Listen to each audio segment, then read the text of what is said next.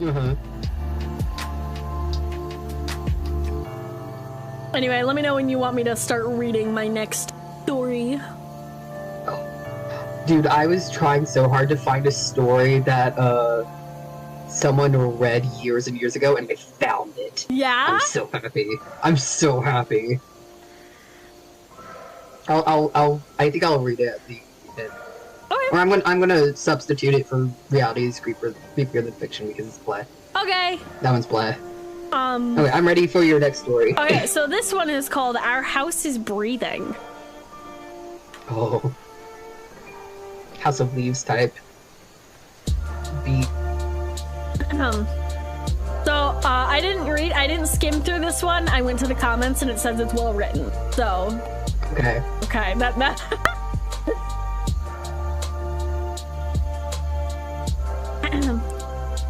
We'd given up on our dream of ever owning a house long ago.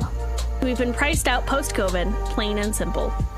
I'd accepted our fate. We'd been renting a 3-bedroom ranch from some old guy named Leonard that measured the nicks in the wall with a micrometer.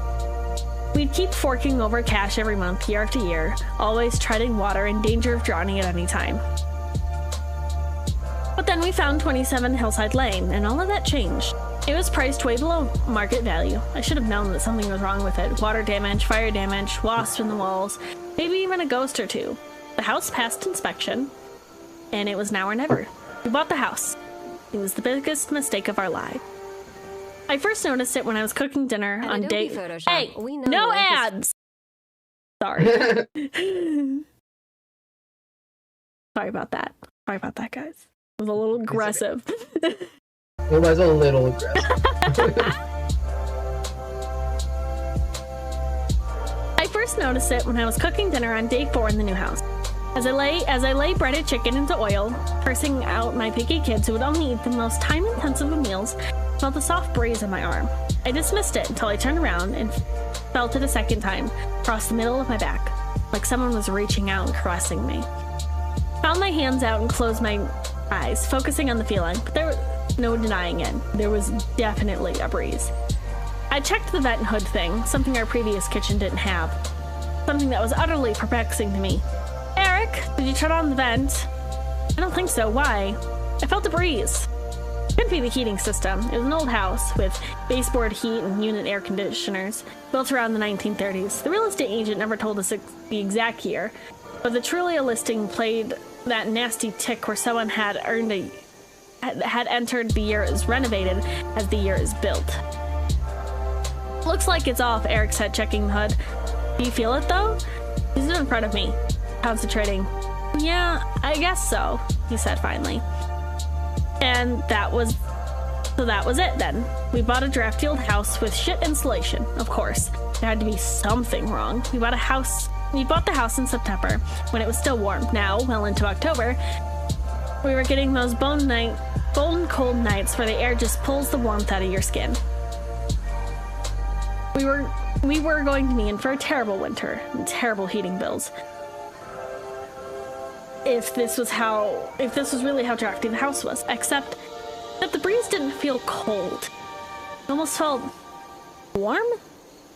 The chicken was starting to burn. I ran over and grabbed it out of the oil with tongs. Ava, Hayden, dinner! I picked off the burnt pieces of bread and I forgot all about it. That night I couldn't sleep because I went down in what I call the OCD spiral of death. Then I found one thing wrong and convinced myself someone's going to die. Or we're all going to die. The world's going to implode. I feel that so hard, my guy. Here's how mine started. I googled random breeze and house, and one of the results talked about a gas leak. I replayed Ava and Hayden's funerals in my head 3 times before I picked up the phone and called the gas company. Kids were already asleep and it had been hours, but I didn't care. I was not sleeping until I'm sure the house was safe. The guy that rang the doorbell was young, spindly guy, maybe 22.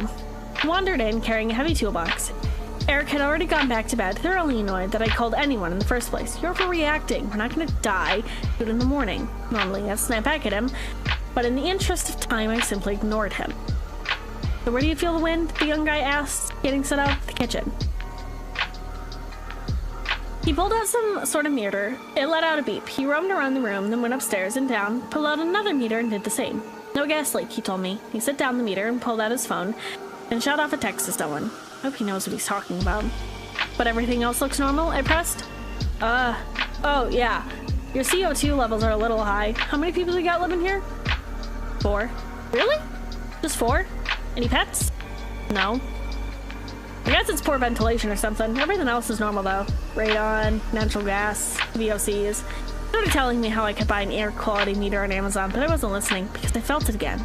Breeze. It was just against the nape of my neck, against my ears and cheeks, fluttering all the little flyaways that had escaped my ponytail, and I realized something. Breeze was changing direction.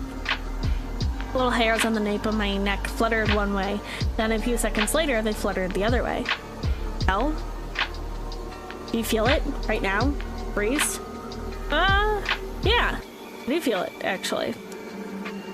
Does it seem to be going opposite directions, like in, out? I trailed off, swallowing. Like, someone's right here breathing? He stared at me. Then he lowered his voice. Did the real estate agent tell you what happened in this house? My throat went dry. No. Family that lived here before you, he said, taking a breath. Found dead. All 4 of them. Hanging from that tree outside. He pointed towards the backyard. My stomach fell through the floor. I wouldn't buy the house because everyone thought it was haunted. But it was so cheap.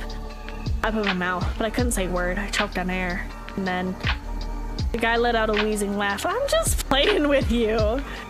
Felt the heat rise to my cheeks. Sorry, wait, really? I'm sorry. You're not gonna report me to, like, my boss, anything, are you? Forced a smile. No. Fine. Damn kids. Okay, thanks. Thanks so much. Packed up, so you're all good, right? I nodded. Thanks for coming out so late.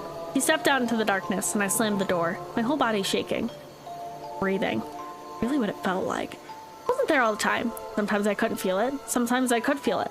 Powerfully. I ended up taking that guy's suggestion and buying an air quality meter. He was right.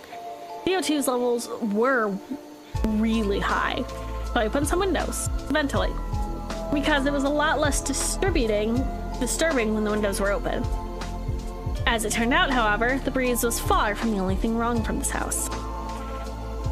On Tuesday afternoon, I decided to do some unpacking while Eric was at work and the kids were at school. I was feeling frustrated, both by my work, I was editing photos after one of my family photo sessions, because it seems like I'd misplaced my engagement ring for the umpteenth time.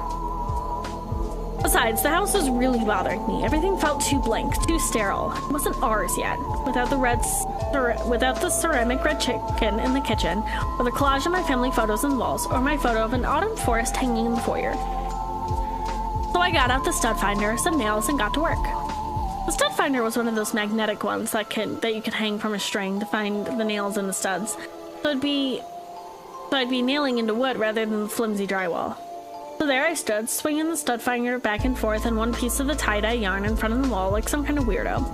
I waited to feel a tug, waited for it to catch. Nothing happened. I stood there for 15 minutes, repositioning the stud finder, walking closer and further away, holding it at an angle, swinging it fast and slow. That finder never found a nail. Am I using it wrong? But I hung up stuff a few times before. I never had this much trouble. I tried different rooms, but never caught on anything. I finally gave up. Instead, I went to get the mail. Before the kids got home and everything descended into chaos. When I turned around, I looked at the house. Really looked at it. It was an odd-looking house. That much was true. A small Victorian scalloped, shingled painted robin's egg blue with stark white trim.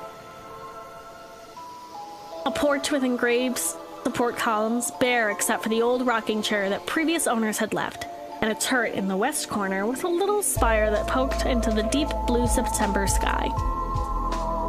The turret was just a facade, of course. It was just a small out pocket of the living room, like the bay window, almost. Almost all of the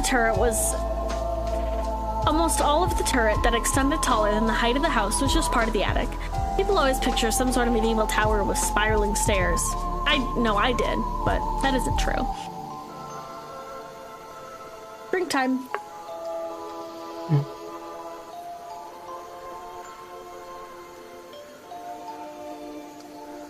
headed back inside, sifting through the mail as I went. When I got to the front door, I stopped dead. It was locked out. For fuck's sake, I said under my breath. I tried the door a few more times, then I went around back, but the door was locked too. Sighed and stared up at the old house.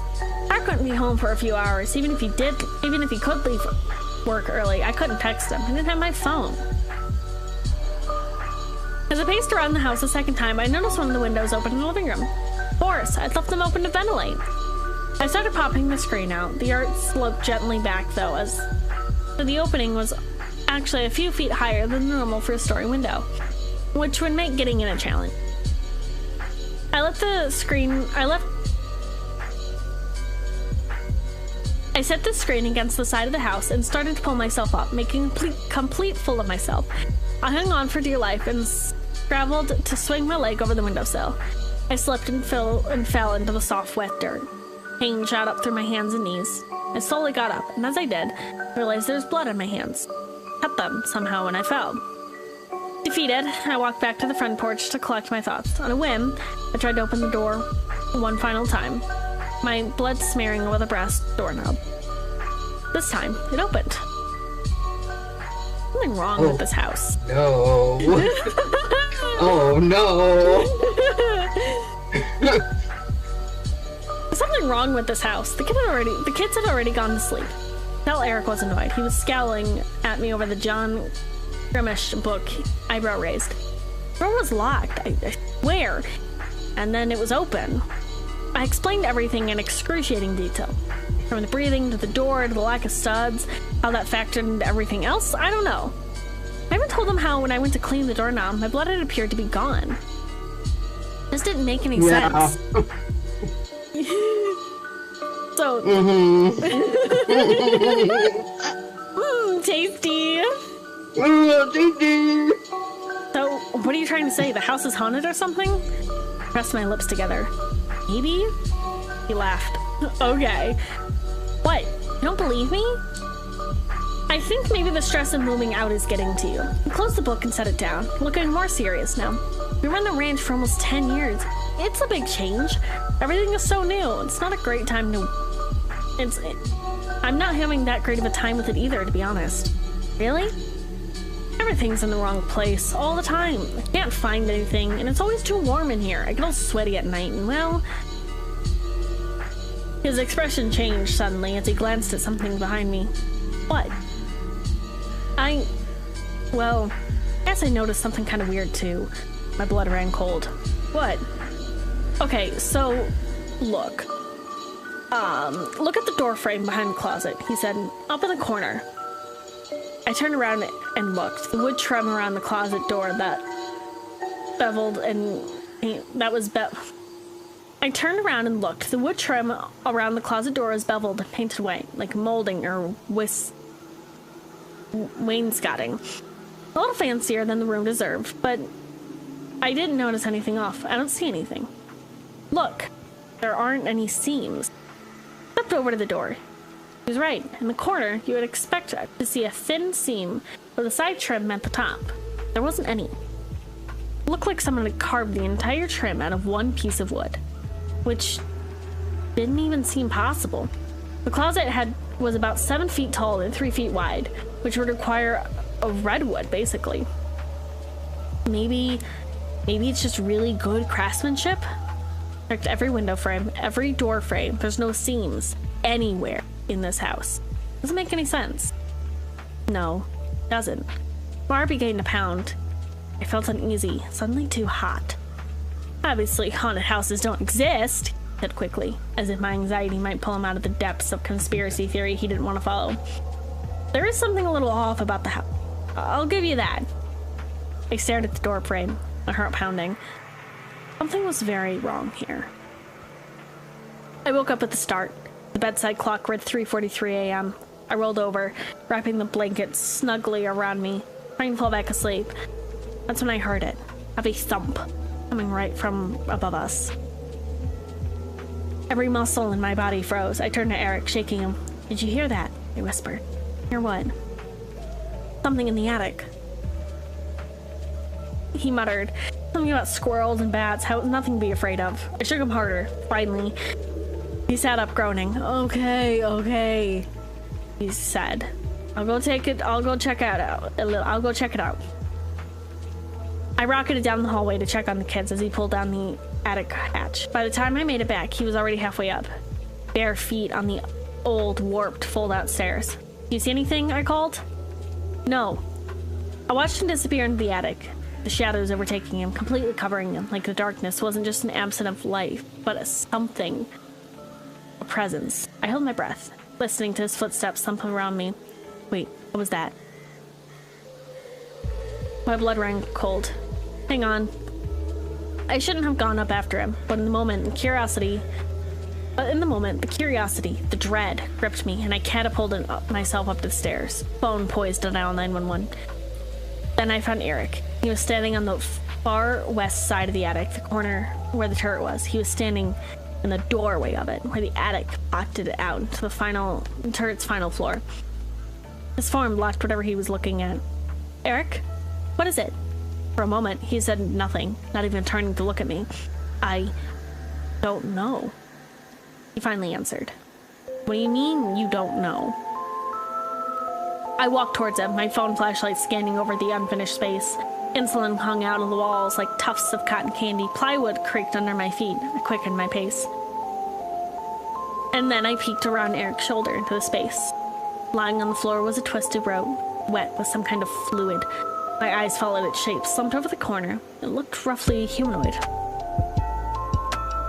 For a heart-stopping second, I thought, oh no, the previous owner never left. But I realized in the light, it wasn't a body. It was something hewn from knotted wood and pink, fleshy insulation, and splotches of white drywall, parts of the house, shaped in the form of a person. Something sparkled in one of the wooden fingers, my engagement ring. We stared at it in stunned silence. There was a horrid snap of wood. I swear, the thing tilted its head. Eric and I raced across the attic down the ladder, but I could feel the wood moving underneath me, shifting, buckling, trying to get me to fall. On the last step, I lost my footing.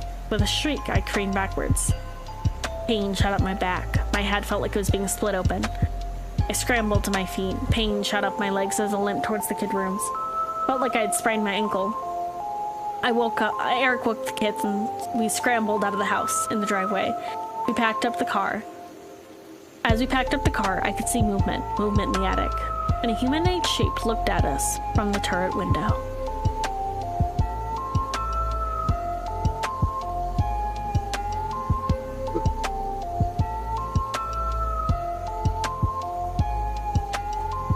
Was that it? Yeah, that's it. Was the house making itself into a person? Yeah, seems like it. What the fuck? I've been very slowly reading House of Leaves, which is a very similar. The house is alive in a way. Mm-hmm. So, man, I don't know. Haunted houses go crazy. Haunted houses do go crazy.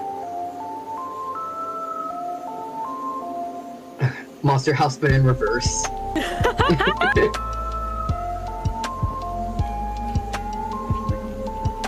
So, the two stories I still have left is I was offered $5,000 to sit in a room for a week. It wasn't worth it. Yeah.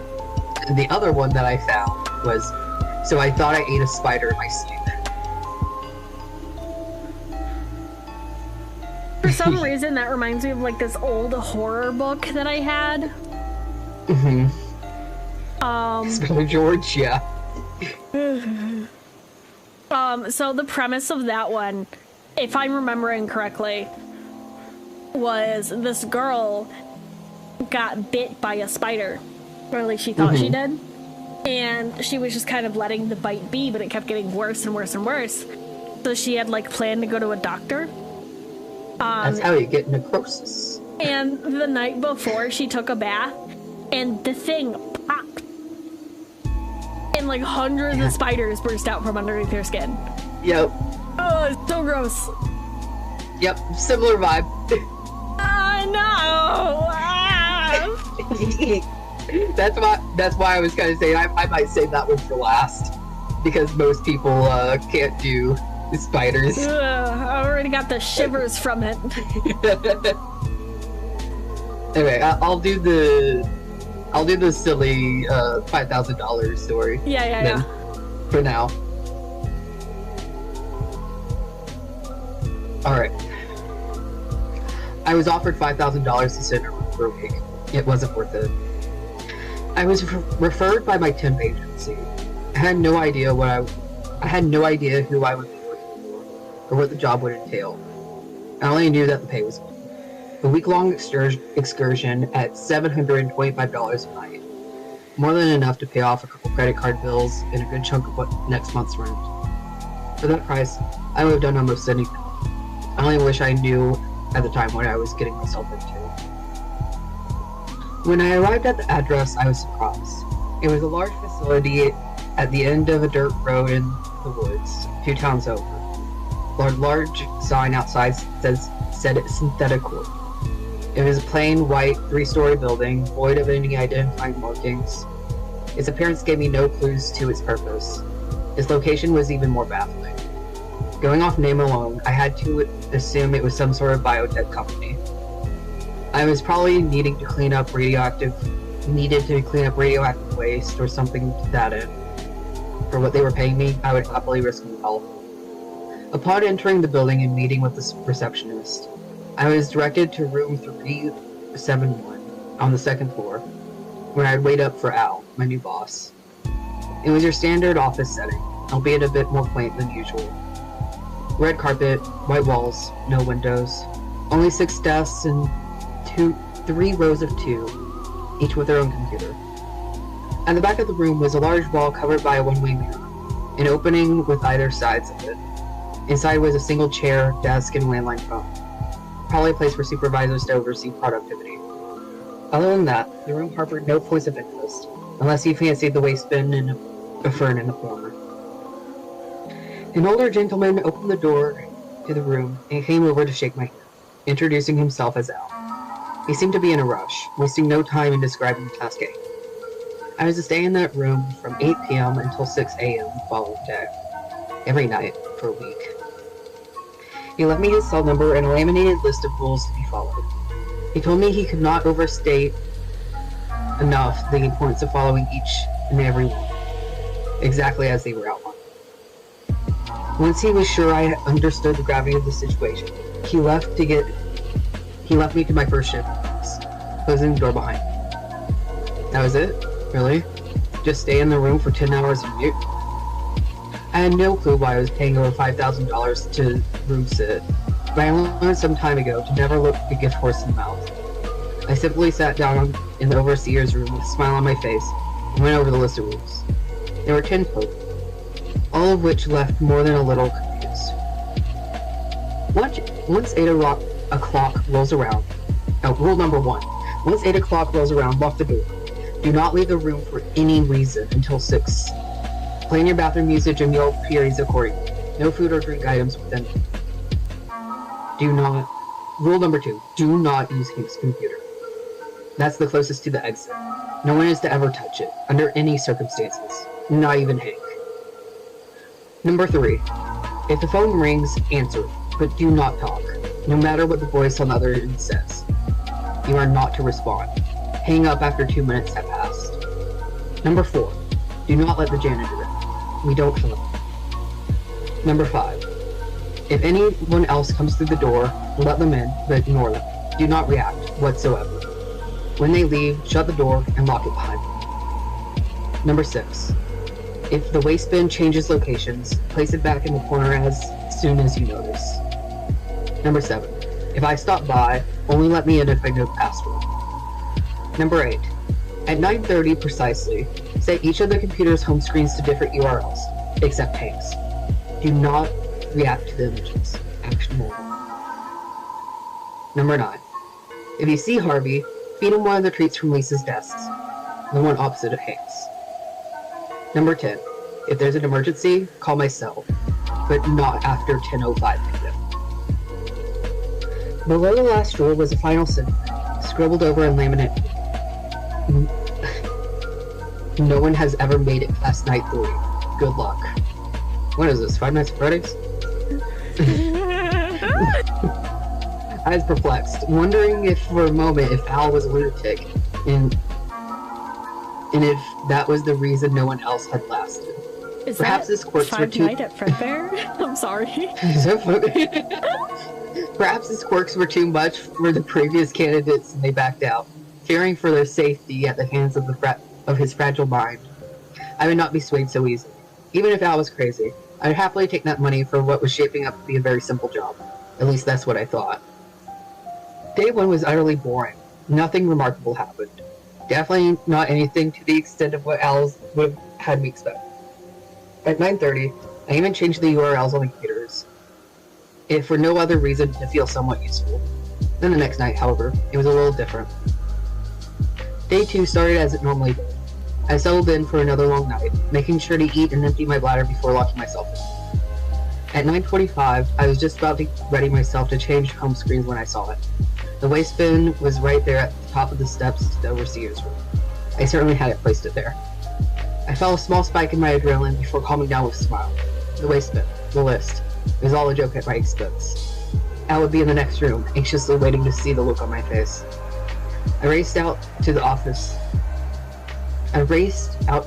floor. There was no one there. I walked over to the exit and shook the knob. It was still locked. Confused and a tinge scared, I swiftly picked up the waste bin and walked over to the corner of the room. I checked the time. 9:30. I started changing URLs on all the computers, hoping desperately that I had imagined what just occurred. After skipping Hank's desk, I typed in the last website on PC number 6. I was about to pull away, then some strange imagery manifested on the screen. It was surveillance footage of the room, the very room I was in. It saw me looking at the computer. I turned to look up, but there was no camera. Upon looking back at the screen, I saw something terrifying. I watched as a copy of me stepped out of the overseer's room, walked up behind me, grabbed a hard drive from one of the desks, and wound up striking me in the back of the head.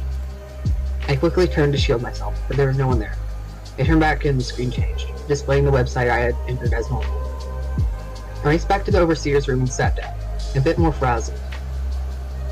Or more than a bit frazzled. I contemplated walking out, but I steeled myself to continue. I was fine after all. Maybe Al wasn't a lunatic. But he didn't seem the type to wish me any harm. Not that I knew him at all that well. Still, I hadn't sustained any damage. I was questioning my sanity, yes, but no bodily injuries had befallen me. Whatever was at play here seemed harmless so far.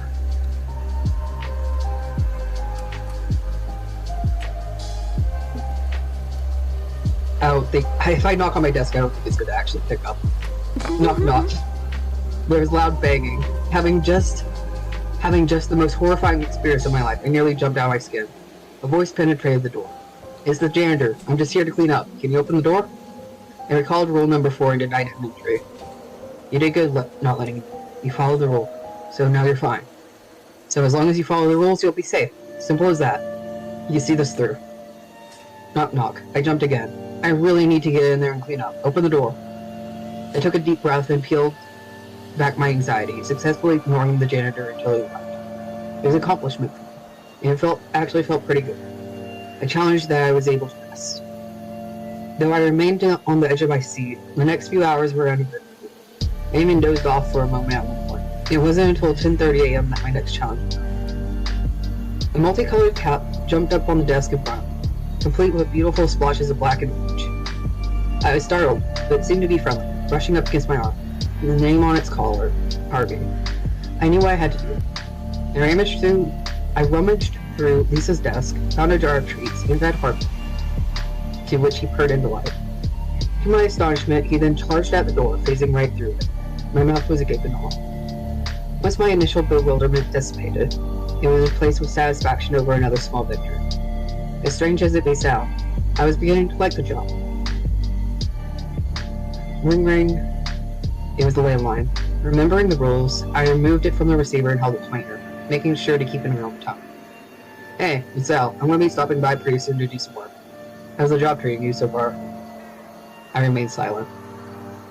Hello? You know you can talk to me, right? I picked up the set of rules and looked them over again. There was nothing about alcohol. I didn't respond. That's no way to treat your employer. If you don't say anything, I'll have no choice but to fire you. Do you want that? I stood my ground. Only 20 seconds to go. Fine. I'll see you soon to relieve you of your duty. I guess you couldn't even make it past night 2. The 2-minute mark came up and I hung up on it. I felt safe as another hour went by, reflecting on the trials I had faced thus far. I was bewildered, but determined. I wasn't going to let the room cloud my judgment. I was in control. Knock knock. It's Lisa, can I come in? No hesitant. I had to abide by Rule 5. I opened the door and a woman entered. You must be the new guy. What do you think of this place? I went back to my desk in the overseer's room and sat down, trying my best to act casual. Lisa walked up to the glass, knowing I could see through it. Not very talkative, are you? Her eyes unnaturally darted around in all directions, so her skin drooped a bit, as if it was falling off the bone. I didn't answer. She didn't speak again. Instead, she stared at the glass for a long time, long enough to leave me feeling truly unsettled. She then waltzed back She then waltzed in and stopped by my side, raising her arm. I hoped she wouldn't notice that my breathing had become sporadic and labored. She then violently swung down on the desk, creating a thunderous clap. I almost winced, but held my composure. After another awkward 5 minutes or so, she left. I ran to the door and locked it behind her. A few minutes later, there was another knock. This time, a boy claiming to be searching for his father. I let him in and sat back down. He tried many times to ask for my help, but I was careful to ignore him, just as I had with Lisa. At one point, however, I made the mistake of meeting his gaze. For an instant, in between blinks, his eyes became pitch black, void of all color. Startled, I nearly jolted back, but was able to restrain myself. Like Lisa before him, the boy eventually left. I locked the door behind him. Another rule followed.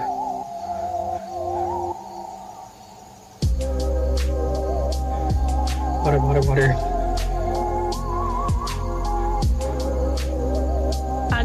Agua fina. Other than the waste bin moving around a few more times, nothing else happened that night. Before I knew it, it was time to go home. I heavily considered calling it quits, and may have even had a nightmare or two upon sleeping that day, but I found myself excited to continue, wondering what obstacles the room would throw up next. Curiosity should have been enough to bring me back, but all rational trains of thought had escaped me. The room had this pull that beckoned me to it. I was hopelessly compelled to return, powerless to its call. Any excuses would have sufficed. As such, I resumed my post the following night. Upon starting my shift, I was confident. I had dealt with quite a few absurdities up to this point, and waited patiently for my next opportunity. A couple hours went by with no problem. No cat, no images on computers, no phone calls, no waste bin antics.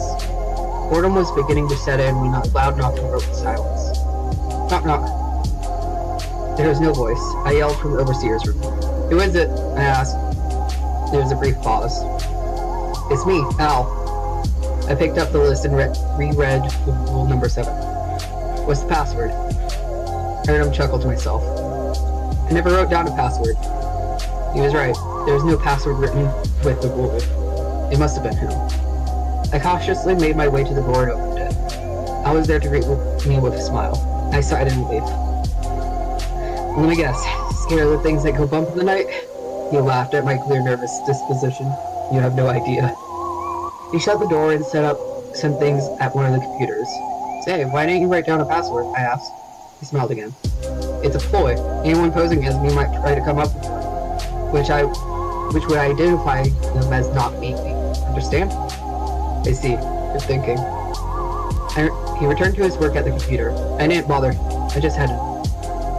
What is this place anyways? Why do these things happen here? He turned to face me. It's best you don't ask questions, especially ones that are far above your pay grade. I wasn't happy with the answer. I knew that was all I would be getting out of him. I let him work in peace and sat back down at the overseer's room, watching through the one-way glass. That's when I realized something. The computer Al was using. It was Hank's. I double-checked the list to make sure. Yes, that was definitely Hank's desk. And no one was to touch his computer. Did that apply to Al as well? I turned over the list on the off chance I might find some more information. That's when my heart sank. In large, bold print on the back of the laminated sheet was text that read, "Password, dinner." Fuck. I grabbed my phone, reached for the scrap of paper with Al's number on it, and dialed it as fast as I could. There were a few tones, but he finally picked up. "Hello? Is everything alright over there?" "Oh, thank goodness, I made a mistake. I thought he was you. I let him in, and now he's on Hank's computer." He let out a long sigh of disappointment. I watched as Al's copy turned from his computer, then stood up. Listen carefully. Do not act suspicious of anything. You'd be fine if he doesn't suspect anything. If you try to leave or call anyone else, it'll be all over. Understand? Yes, I understand. Al's copy began walking to the overseer's room. My heart began to beat faster as it ever had before. "I'll be there soon. Just don't panic." He hung up. I kept the phone to my ear as Al's copy approached, so I pretended to be talking to my wife. "I told you, hun. 6. That's when I clock out. You don't have to wait up for me. You worried too much. Please, get some rest." Al's copy was in the room with me now, staring. I held the phone to my chest and looked back at him. "Everything okay?" He continued to stare for a few long seconds. "Can you help me with something on the computer?" I wondered if he could see my chest out. "Sure, I just need to finish this phone call. I'll be there as soon as I can." He stared for another moment, then walked back to Hank's desk. Though panicked, I kept up appearance by continuing to be on the phone. Aerin acted out an argument to lengthen the call. While doing this, I watched with bated breath as the knob gently turned and the door swung open. It was Al. I had never been so relieved in my life. He turned to the glass and put a finger to his mouth, gesturing to keep me quiet. The clone was not yet privy to his arrival. Al snuck up behind the clone and grabbed him by the throat. The imposter struggled, but eventually succumbed to his vicious grip. He fell to the floor, a lifeless hole, before disintegrating into the carpet. I ran to Al and thanked him, and also apologized profusely.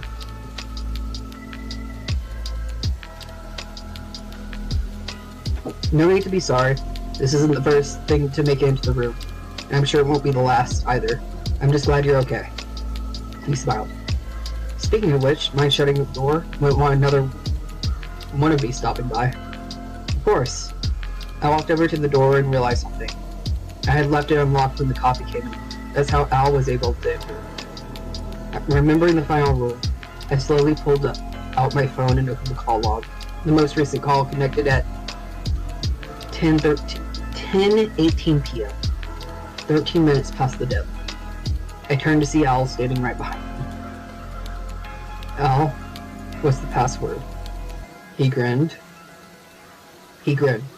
"What password?" I ran out of there as fast as I could. The room still has a strange hold over me, but I'll never go back. At least, I hope I won't. That was it. Yippee! That was spooky, man. It was spooky. I'm too spooked right now. That's it gives me the vibes of like SCP. Yes. SCP stuff. It was like, oh, these are things that just happen. These are how we take care of them. It's very SMP. SMP.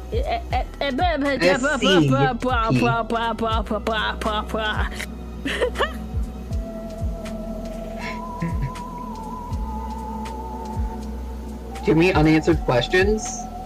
Well, that's the point. Yeah, that's the point. Why did nobody tell me that one of my horns was off? One of my horns is... Oh, why is it small? I don't know. It was... Get fixed. It's connected to the wrong spot, though. No, it's not. Yeah, okay. It is. Oh! Look what you did. I've ruined it, sorry. Yeah. There you go. There we go, okay. I would like to take a biology break. Yes. A bio break. A bio break. Yes. Yes. Get BRB'd, chat. Get BRB'd. Get BRB'd. Okay. Be right back.